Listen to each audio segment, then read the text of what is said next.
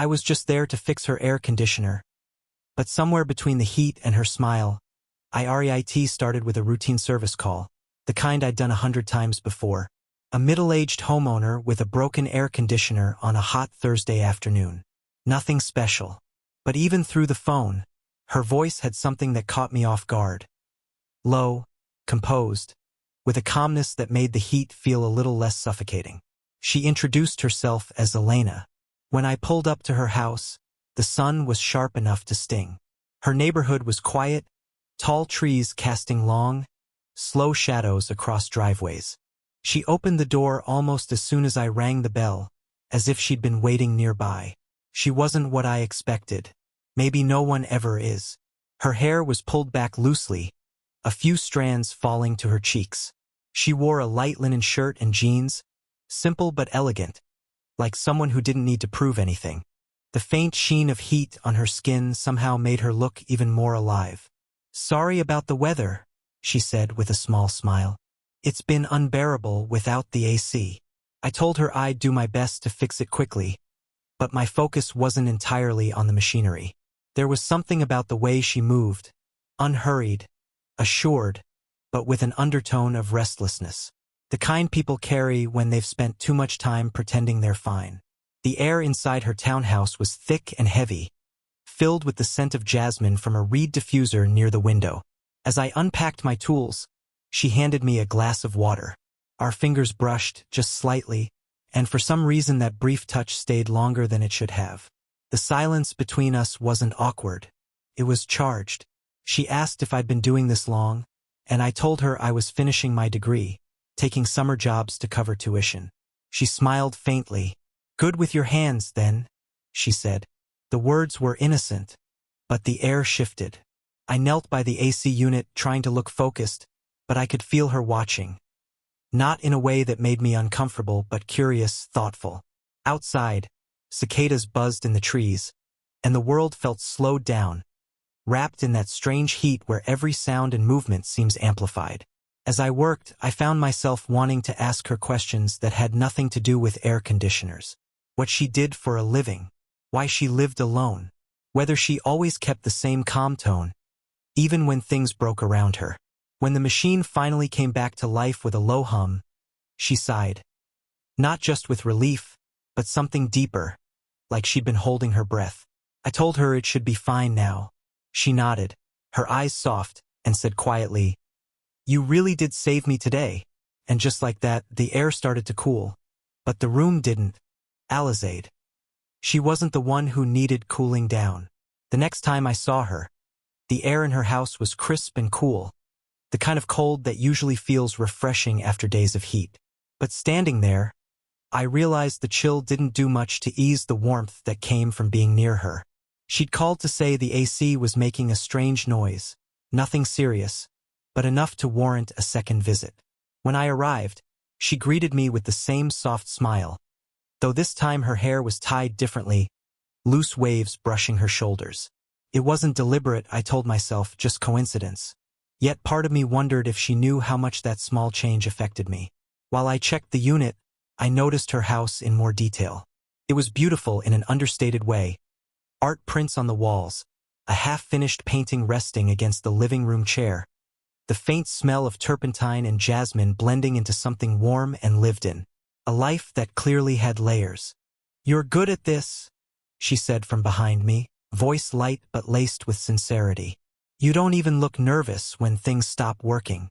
I smiled, keeping my eyes on the tools. Maybe that's just the heat melting my expression. She laughed. A real laugh this time, low and unguarded. It filled the room in a way that made the silence afterward feel intimate rather than empty. I finished tightening the last screw and stood up, wiping my hands on my shirt. The cool air returned, and she closed her eyes for a moment, letting it wash over her. It was such a simple thing. The sigh she let out, the way her shoulders relaxed, but it felt like something I shouldn't have been allowed to see. Too personal, too real. When she opened her eyes again, they met mine. "You fixed it again," she said softly. "You've got a magic touch." My throat went dry. "Just good wiring," I managed. But she didn't look away. There was a spark in her eyes, Not flirtation exactly, but recognition. Like we were both aware of a shift, quiet and irreversible. I started to pack my tools, half wishing she'd say something to break the tension, half hoping she wouldn't. Instead, she leaned against the kitchen counter, the curve of her mouth turning into a knowing smile. "You must be exhausted," she said. "At least let me make you some coffee before you go." I hesitated. Professional courtesy said I should leave. But something in her tone made the word no impossible. So I said yes. And as she turned toward the kitchen, her reflection caught the light, calm, graceful, unhurried. The room was cool again, but I couldn't shake the feeling that the real temperature had just started to rise. To capture the comfort of familiarity turning into subtle attraction. Two people realizing how natural it feels to be in each other's company, even when they shouldn't. Her kitchen was the kind of place that felt lived in, the kind where you could tell someone spent time there not because they had to, but because they wanted to. A pale blue kettle sat on the stove, surrounded by neat little jars of coffee beans and herbs. Sunlight filtered through the half-open blinds, scattering across the table in soft, uneven patterns. "Milk or black?" she asked as she poured the water. "Black's fine," I said.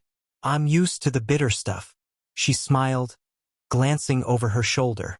"That sounds like someone who hasn't had the right company with his coffee." I laughed lightly, but my chest tightened at the way she said it. Not flirtatious, just kind, disarming. We sat across from each other, and what began as small talk soon turned into something else. She asked about my studies, how long I'd been fixing things.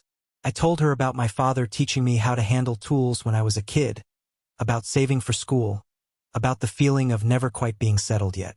She listened, really listened, not with polite nods, but with an attentiveness that made me feel seen. When I asked about her work, her eyes lit up. She restored old paintings, breathing life into forgotten colors, she called it. There was something poetic about the way she said it, like it wasn't just art she was talking about, but herself. At some point, she laughed. A full, open laugh, when I told her about a customer who once blamed a ghost for a broken thermostat. I hadn't realized until then how beautiful her laugh was. It wasn't perfect. It cracked a little, as if she wasn't used to letting go that freely anymore. Then came the quiet moment that followed, the one where the conversation slows, and you both know something unspoken has started to fill the room. Her knee brushed against mine under the table. Could have been an accident. Probably was. But neither of us moved. I felt the warmth through the denim, the faintest reminder that we weren't just sharing words. We were sharing space. She glanced down, smiling as if she'd caught herself, then looked back at me. "You're easy to talk to," she said softly. "So are you," I replied. Outside, the afternoon light began to fade, leaving the kitchen wrapped in that in-between glow. Not day, not evening. I realized I'd been there far longer than I should have. When I finally stood to leave, she followed me to the door. "Thank you again," she said, her voice quieter now, "for fixing more than just the air." The words lingered long after I walked out into the cooling dusk, and for the first time, the evening to explore reconnection wrapped in denial. Both are aware of the tension, but neither is ready to name it. A week passed before I heard from her again. I'd thought about her more than I should have, in quiet moments, between jobs, even while lying awake at night. So when my phone buzzed with her name, I felt that strange mix of surprise and inevitability, like something I'd been waiting for without admitting it. "Hey," she said, her tone light but hesitant. "It's probably nothing, but the AC's been making a little noise again." The moment she said it, I knew the truth. There was no real problem, but I didn't mind pretending. When I arrived, she opened the door with that same composed smile. Though this time, her hair was down, soft waves framing her face. She looked different in the daylight, relaxed, maybe even playful. The kind of calm that hides a quiet excitement beneath it. "I thought I told you to stop working for free," I joked as I stepped inside. "Then stop being the only one I trust," she replied with that tone. Half teasing, half sincere. The unit was fine, of course. I ran my tools across it anyway, just to fill the silence.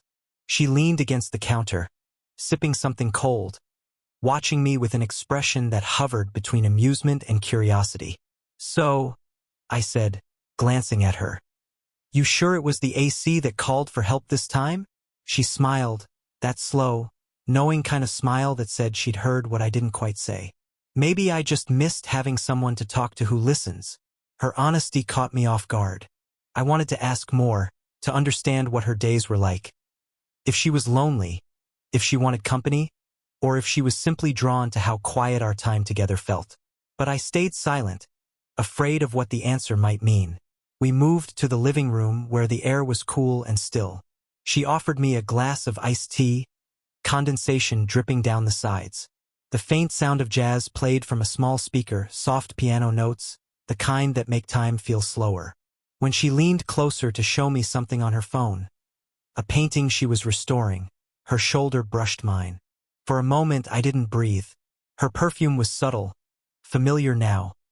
Jasmine and something warm, like vanilla fading in summer air. Neither of us spoke for a long moment. Finally, I packed my tools, pretending to finish. She walked me to the door, a faint smirk tugging at her lips. "You know," she said, "you always bring the heat with you." I laughed. But her voice lingered in my mind the whole drive home. And that night, when I replayed her words, I realized they didn't sound like a joke anymore. Breeze didn't feel cold at all. To reveal vulnerability through ordinary moments, where affection hides behind gratitude, and truth slips out in the quiet spaces between laughter. It started small, a few texts here and there. She sent a photo of her thermostat one afternoon with a message, "Still holding up. Miracles do happen." I replied, "Just good wiring and a little luck." She answered, "Or maybe good company." I told myself not to read too much into it, but her words stayed with me.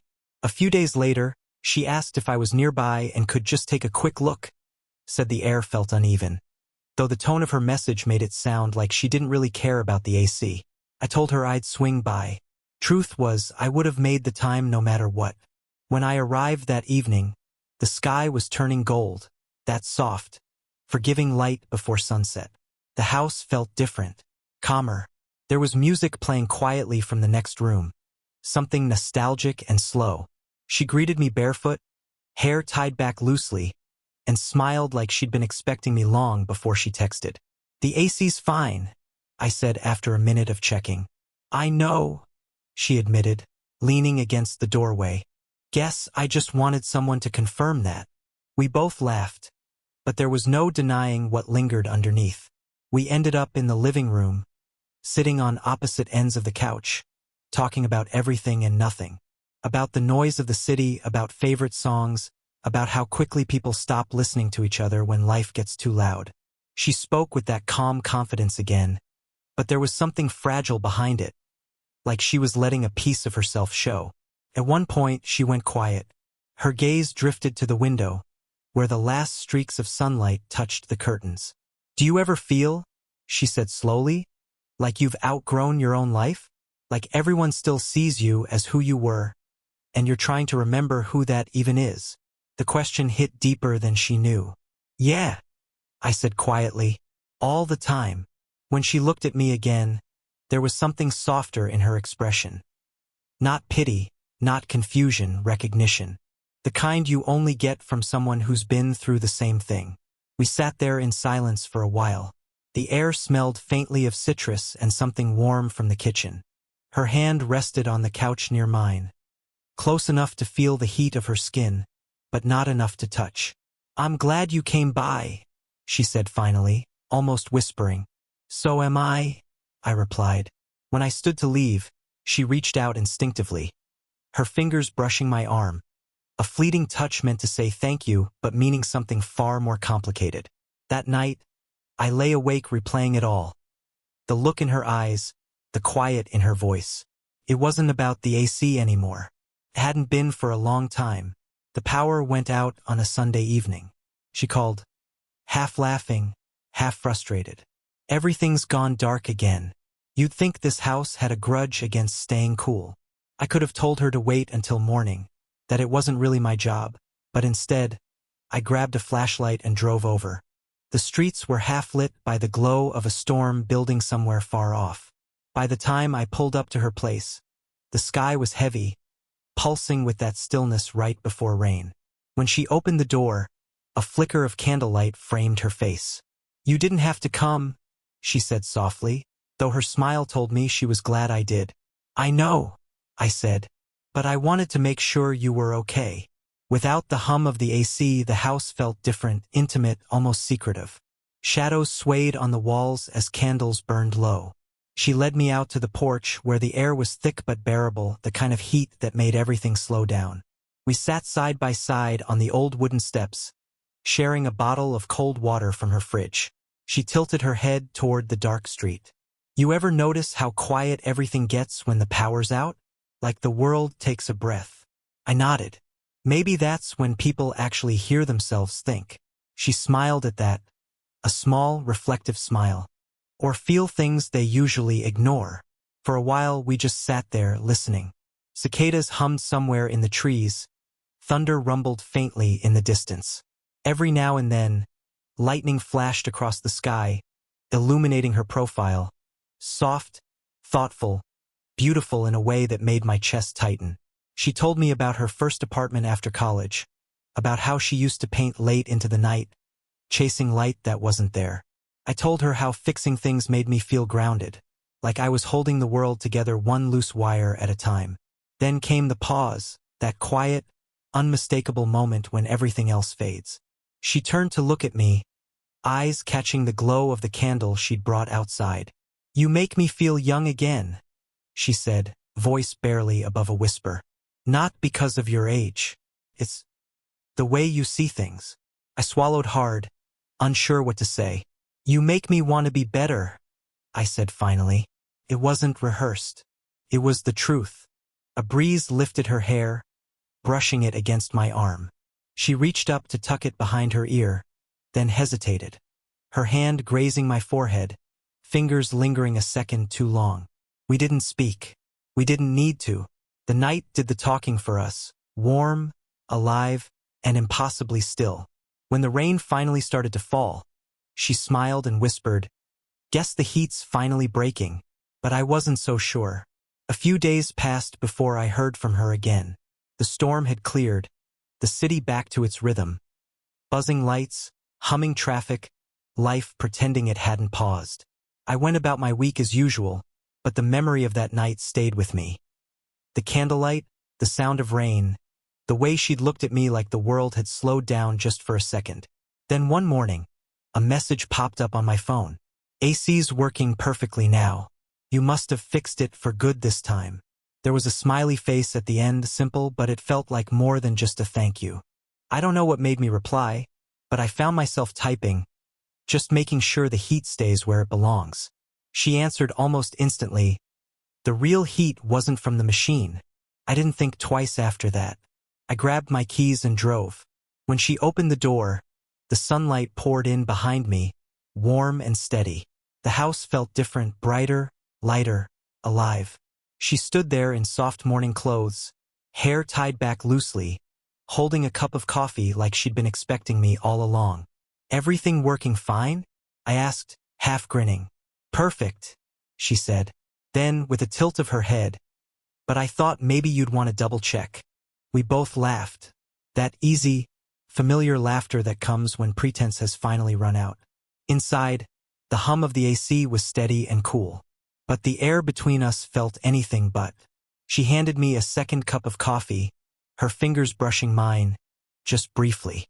That simple touch said everything we hadn't dared to. For a while, we didn't talk. We just sat by the window, the morning light softening every line of her face. There was peace in it. Not excitement or urgency, just quiet understanding. "I keep thinking about what you said," she murmured after a while. "That you like fixing things." "Yeah," I said. "Though lately, I think I've been the one getting fixed." She smiled at that small knowing. Then she stood, walking closer, her eyes holding mine in that unspoken space where everything felt suspended. She reached up, smoothing the collar of my shirt like it was the most natural thing in the world. "Then maybe," she said softly, "we both did some repairing. For a heartbeat, neither of us moved. The air hummed faintly around us. The quiet, cool kind that makes you aware of your own breathing. Then she stepped back, still smiling, her hand lingering just long enough to make the goodbye feel like more than one. When I finally walked out, the morning light was golden, the air calm. The AC hummed behind me, steady and sure. But inside, I knew she was right.